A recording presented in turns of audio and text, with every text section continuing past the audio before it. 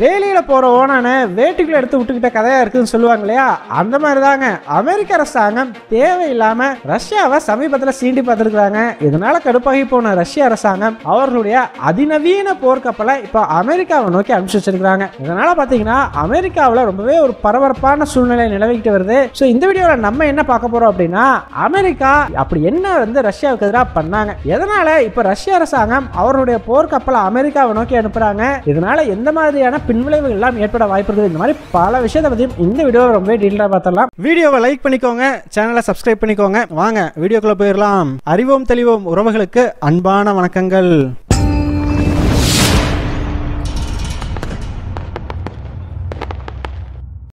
முதல் விஷயமா, கடந்த ஒரு 2 வாரங்களுக்கு முன்னாடி ரஷ்யாவுக்கும் உக்ரைனுக்கும் இடையிலான போர்ல அமெரிக்க அரசாங்கம் தன்னுடைய ஆயுதங்களை பயன்படுத்தி உக்ரைன் அரசாங்கம் ரஷ்யாவுக்குள்ள நேரடி தாக்குதல் நடத்தலாம் அப்படிங்கிற ஒரு அனுமதியை கொடுத்திருந்தாங்க. இதை பத்தி நம்ம கூட இப்போ ஒரு வீடியோ டீட்டெயில்டா பார்த்திருந்தோம். ஸோ அந்த வீடியோவில் நம்ம சொல்லியிருந்தோம், கண்டிப்பாக ரஷ்யா இதற்கான ஒரு தகுந்த பதிலடியை கொடுப்பாங்க அப்படின்னு சொல்லி. அப்படிப்பட்ட ஒரு தரமான பதிலடியை தான் இப்போ ரஷ்யா அமெரிக்காவுக்கு கொடுத்துருக்குறாங்க. அமெரிக்காவினுடைய அந்த அறிவிப்பு வெளியானதையுமே ரஷ்ய அதிபரான விளாடிமிர் புட்டின் டைரக்டாவே சொல்லியிருந்தாப்படி, இந்த மாதிரி உக்ரைன் மட்டும் எங்கேயாச்சும் அமெரிக்க ஆயுதங்களை பயன்படுத்தி ரஷ்யாக்குள்ள தாக்குதல் நடத்திட்டாங்க அப்படின்னா அது அமெரிக்காவே நேரடியா ரஷ்யாக்குள்ள தாக்குதல் நடத்தினதுக்கு சமம். அது மட்டும் இல்ல, எந்தெந்த நாடுகள் எல்லாம் உக்ரைனுக்கு ஆயுதங்களை கொடுத்து ரஷ்யாக்குள்ள தாக்குதல் நடத்த அனுமதிக்கிறாங்களோ அவங்க எல்லாருமே இந்த போர்ல நேரடியா பார்ட்டிசிபேட் பண்ண மாதிரி தான் நாங்க வந்து கன்சிடர் பண்ணுவோம். அந்த நாடுகளுக்கு எல்லாம் எதிராக அணு ஆயுதத்தை பயன்படுத்த கூட ரஷ்யா தயங்காது அப்படிங்கிற ஒரு எச்சரிக்கையை கொடுத்திருந்தார். ஸோ இந்த எச்சரிக்கையோட பார்த்தீங்கன்னா ரஷ்யா நிறுத்தலை.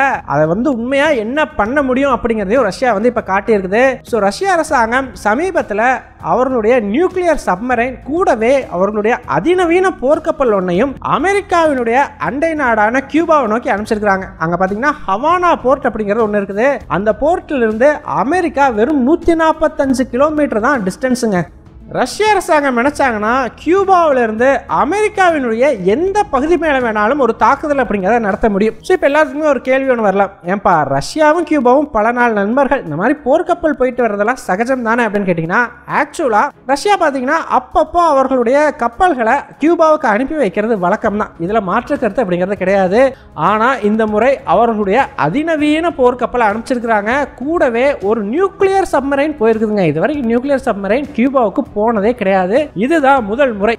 ரஷ்யாவினுடைய இந்த நகர்வை நம்ம சாதாரணமாக எடுத்துக்க முடியாதுங்க. காரணம் என்ன அப்படின்னா, ஒருவேளை ஃபியூச்சரில் அமெரிக்காவுக்கும் ரஷ்யாவுக்கும் ஒரு போர் ஏற்பட்டுச்சு அப்படின்னா எந்த மாதிரியான அதிநவீன கப்பல்களை ரஷ்யா அமெரிக்காவுக்கு எதிராக பயன்படுத்துவாங்களோ அப்படிப்பட்ட ஒரு கப்பலை தான் இப்போ கியூபாவில் நிலைநிறுத்தியிருக்கிறாங்க.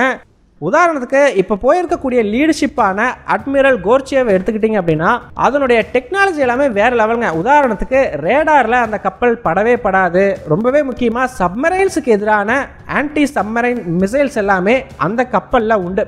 லாங் ரேஞ்ச் மிசைல்ஸை அந்த கப்பலில் இருந்தே ஏவ முடியும். ரொம்ப ரொம்ப ரொம்ப முக்கியமாக ரஷ்யாவினுடைய ஜிர்கான் ஹைப்பர்சோனிக் மிசைல் இருக்குது பார்த்தீங்களா, அதைய இந்த கப்பல் மூலமாக ஏவ முடியும். ஸோ நாளைக்கே ரஷ்ய அரசாங்கம் அமெரிக்கா மேலே தாக்குதல் நடத்தணும்னு நினைச்சா இந்த கப்பலை கொண்டாந்து கியூபாவில் நிறுத்தி வச்சுக்கிட்டு சர்வசாதாரணமாக மிசைல்ஸை பயன்படுத்தி அமெரிக்கா மேலே தாக்குதல் நடத்த முடியும். ஸோ அப்படிப்பட்ட ஒரு கப்பல் தான் இப்போ கியூபாவில் நின்றுட்டு இருக்குது. கூடவே ஒரு நியூக்ளியர் சப்மரைனும் நிற்கிறதுங்கிறது இந்த விஷயத்தை இன்னுமே தீவிரமாக்கி இருக்குது. இந்த மாதிரி ரஷ்யாவினுடைய போர்க்கப்பல்கள் கியூபாவை நோக்கி வருது அப்படிங்கிற விஷயத்தை அமெரிக்கா கேள்விப்பட்டதையுமே அவங்களுக்கு கடந்த 1960களில் நடந்த சம்பவம்லாம் கண்ணு முன்னாடி வந்து போயிருக்கும் போல. கடந்த 1960ல் பார்த்தீங்கன்னா ரஷ்ய அரசாங்கம் ரொம்பவே சைலண்டா அவர்களுடைய அணு ஆயுதத்தை எல்லாம் கொண்டு வந்து கியூபாவில் அமெரிக்காவுக்கு எதிராக நிலைநிறுத்தி இருந்தாங்க இல்லையா.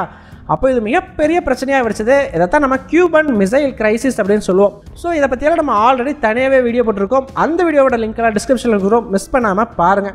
ஸோ இந்த கியூபன் மிசைல் கிரைசிஸ் மாதிரி இப்பயும் ரஷ்யா ஏதாச்சும் ட்ரை பண்ணுறாங்களோ, ஏதாச்சும் அணு ஆயுதமோ இல்லை பேலிஸ்டிக் மிசைலோ கொண்டு வந்து கியூபாவுக்கு கொடுத்துருவாங்களோ அப்படிங்கிற ஒரு பயம் அமெரிக்காவுக்கு ஏற்பட்டிருக்குது. ஸோ இதனாலேயே இந்த கப்பல்கள் கியூபாவுக்கு வர்றதுக்கு முன்னாடியே அமெரிக்க அரசாங்கம் இந்த மாதிரி ஏதாச்சும் அணு ஆயுதம் இருக்குதா அப்படிங்கிறது எல்லாத்தையுமே சோதனை பண்ணியிருக்கிறாங்க. ஸோ சர்வேலன்ஸ் மூலமாக அவங்களுக்கு கிடைக்கக்கூடிய உளவு தகவல் மூலமாகலாம் உறுதிப்படுத்தியிருக்கிறாங்க. ஸோ அப்போ கூட எதுவுமே இல்லை அப்படின்னு தெரிஞ்சாலுமே அமெரிக்க அரசாங்கம் நிலைமையினுடைய தீவிரத்தன்மையை உணர்ந்து உடனடியாக அவர்களுடைய நியூக்ளியர் சப்மரைன் அப்படிங்கிறத கியூபாவுக்கு அருகாமையில் கொண்டு வந்து நிலைநிறுத்தி இருக்கிறாங்க.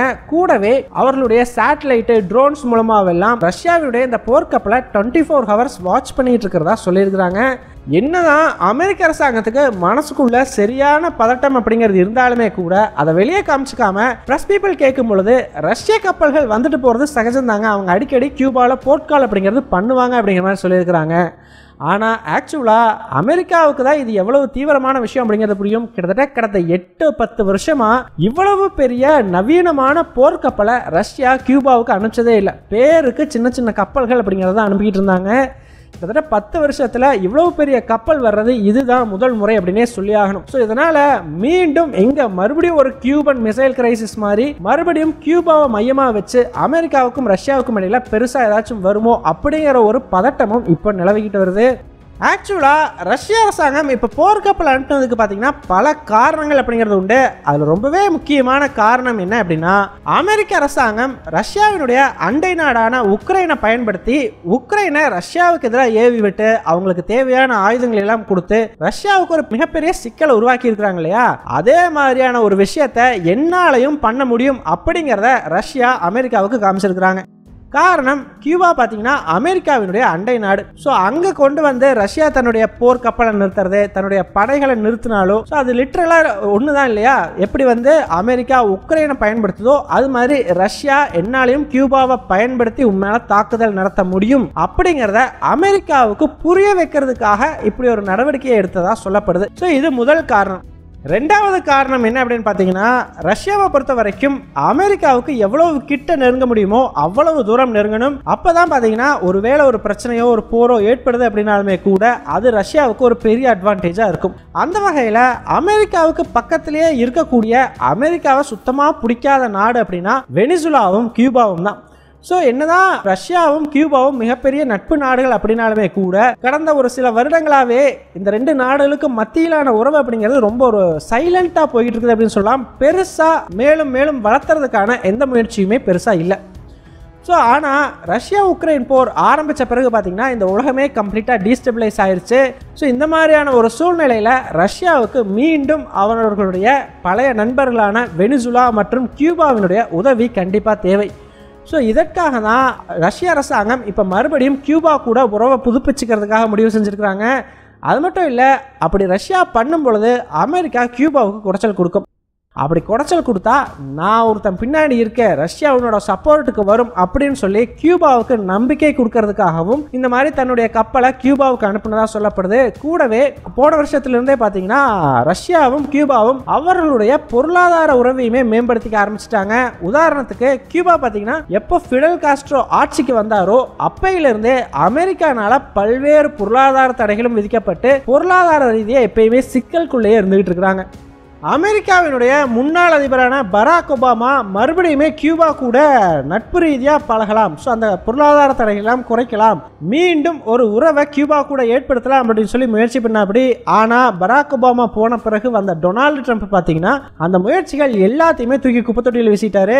ஸோ அதனால் மீண்டும் கியூபா மேலே கடுமையான தடைகள் எல்லாம் விதிக்கப்பட்டுச்சு. ஸோ இன்னைக்கு வரைக்குமே கியூபாவினுடைய சூழ்நிலைங்கிறது ரொம்ப மோசமாக தான் இருக்குது. ஸோ கியூபாவை பொறுத்த வரைக்கும் கண்டிப்பாக அமெரிக்கா உதவி பண்ணாது அப்படிங்கிறது தெரிஞ்சதுனால இப்போ அவங்க ரஷ்யா பக்கம் திரும்பி இருக்கிறாங்க.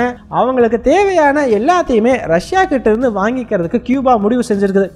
ரஷ்யாவும் பார்த்தீங்கன்னா கியூபாவுக்கு தன்னுடைய பெட்ரோலை எல்லாம் ஏற்றுமதி செய்யறதன் மூலமாக அவங்களுக்குமே இது ஒரு ஹெல்ப் தான் இல்லையா. ஸோ இதன் மூலமாக தங்களுடைய உறவை மேலும் வலுப்படுத்திக்கிறதுக்கு இந்த இரண்டு நாடுகளும் முடிவு செஞ்சுருக்கிறாங்க. இது கண்டிப்பாக அமெரிக்காவுக்கு ஒரு மிகப்பெரிய சிக்கல் அப்படின்னு தான் சொல்லி ஆகணும். காரணம், இந்த ரெண்டு நாடுகளுக்கும் இடையில இப்ப ஏற்பட்டிருக்கிற பொருளாதார ஒப்பந்தத்தின் விளைவா பாத்தீங்கன்னா ரஷ்யன் கம்பெனிஸ் எல்லாம் இப்போ கியூபாவில் நிலம் வாங்க முடியும் அப்படிங்கிற ஒரு சூழ்நிலை உருவாகி இருக்குது. ஆக்சுவலாக கியூபா பார்த்தீங்கன்னா ஒரு கம்யூனிஸ்ட் நாடு, அங்கே யாராலையுமே நிலம் வாங்க முடியாது. முக்கியமாக வெளிநாட்டை சேர்ந்த யாருக்கும் கியூபாவில் நிலம் அப்படிங்கிறது விற்கப்படாது. ஆனால் போன வருஷம் ரஷ்யாவும் கியூபாவும் போட்டுக்கிட்ட ஒப்பந்தத்தின் காரணமாக இப்போ ரஷ்யாவை சேர்ந்த பல கம்பெனிஸும் கியூபாவில் நிலம் வாங்குறதா சொல்லப்படுது. இது அமெரிக்காவுக்கு பெரிய சிக்கல். ஏன்னா இந்த நிலத்தை ரஷ்ய அரசாங்கம் அவர்களுடைய இராணுவத்துக்காகவும் பயன்படுத்துறதுக்கான வாய்ப்புகள் நிறையவே உண்டு. இந்த மாதிரி ரஷ்யாவினுடைய மிலிட்ரி ஃபேக்காக ஒரு கம்பெனியை உருவாக்கி அந்த கம்பெனி மூலமாக கியூபாவில் நிலம் வாங்கி அதை ரஷ்யாவினுடைய மிலிட்ரி பேஸாக கூட மாற்றுறதுக்கான வாய்ப்புகள் ரொம்பவே ஜாஸ்தி. ஸோ இந்த மாதிரி பல சிக்கல்களையும் இப்போ அமெரிக்கா தனக்குத்தானே உருவாக்கிக்கிட்டு வருது. ஸோ இப்போ உக்ரைனுக்கு அமெரிக்க அரசாங்கம் அவர்களுடைய ஆயுதத்தை பயன்படுத்தி ரஷ்யாவுக்குள்ளே தாக்குதல் நடத்த அனுமதி கொடுத்துருக்காங்க இல்லையா, ஒருவேளை அப்படி ஒரு தாக்குதல் மட்டும் நடந்துச்சு அப்படின்னா இந்த விஷயம் இன்னுமே தீவிரமடையும். ஸோ கண்டிப்பாக இதை அமெரிக்கா ரீதிங்க் பண்ணுவாங்க. என்னதான் உக்ரைனுக்கு பெர்மிஷன் கொடுத்தாலுமே கூட சைலண்டாக போயிட்டு உக்ரைன் அரசாங்கத்துக்கிட்ட இந்த மாதிரி நான் தெரியாமல் பெர்மிஷன் கொடுத்துட்டேன், நீ யூஸ் பண்ணாத அப்படின்னு சொல்லி உக்ரைனை தடுத்து நிறுத்துறதுக்கான வாய்ப்புகளும் உண்டு. இதுவரைக்கும் உக்ரைன் அமெரிக்காவினுடைய ஆயுதத்தை பயன்படுத்தி ரஷ்யாக்குள்ள தாக்குதல் நடத்தலை. ஸோ கண்டிப்பாக அமெரிக்கா பப்ளிக்காக இந்த மாதிரியான அனௌன்ஸ்மெண்ட்டை கொடுக்க போகிறதில்ல. ஆனால் உக்ரைனை பயன்படுத்த விடாமல் தடுத்து நிறுத்திடுவாங்க சைலண்டாகவே. ஸோ அப்படி ஒரு வேளை உக்ரைன் தாக்குதலே நடத்தலை அப்படின்னா அதுலேருந்தே நம்ம தெரிஞ்சுக்கலாம் அமெரிக்க அரசாங்கம் இந்த விஷயத்தில் பேக் அடிச்சிட்டாங்க அப்படின்னு சொல்லி. ஸோ என்ன நடக்குது, அமெரிக்காவினுடைய ஆயுதத்தை உக்ரைன் பயன்படுத்துகிறாங்களா இல்லையா அப்படிங்கிறதெல்லாம் நம்ம பொறுத்து தான் பார்க்கணும். ஸோ ஃபைனலாக நீங்கள் என்ன நினைக்கிறீங்க, அமெரிக்க அரசாங்கம் உக்ரைனை அவர்களுடைய ஆயுதத்தை பயன்படுத்தி ரஷ்யாக்குள்ளே தாக்குதல் நடத்த விடுவாங்களா மாட்டாங்களா? உங்களுடைய கருத்துக்கள் என்ன அப்படிங்கிறத மறக்காம கமெண்ட்ஸ் சொல்லுங்கள். எங்கள் டெலிகிராம் சேனல் லிங்க் டிஸ்கிரிப்ஷனில் கொடுக்குறோம். இன்ட்ரெஸ்ட் இருக்கிறவங்க ஜாயின் பண்ணிக்கோங்க. ரொம்ப முக்கியமான செய்திகள் அதில் பகிரப்படும். வீடியோ பிடிச்சிருந்ததுன்னா லைக் பண்ணிக்கோங்க, சப்ஸ்கிரைப் பண்ணிக்கோங்க. இதன் மூலமாக எங்களுடைய வீடியோஸ் இன்னும் நிறைய பேர்த்துக்கு போய் சேரும். முடிஞ்சால் உங்களுடைய ஃப்ரெண்ட்ஸுக்கிட்டையும் நிறைய ஷேர் பண்ணிக்கோங்க. இது எங்களுடைய உழைப்புக்கு நீங்கள் கொடுக்குற ஒரு ரிவார்டாக இருக்கும். நன்றி.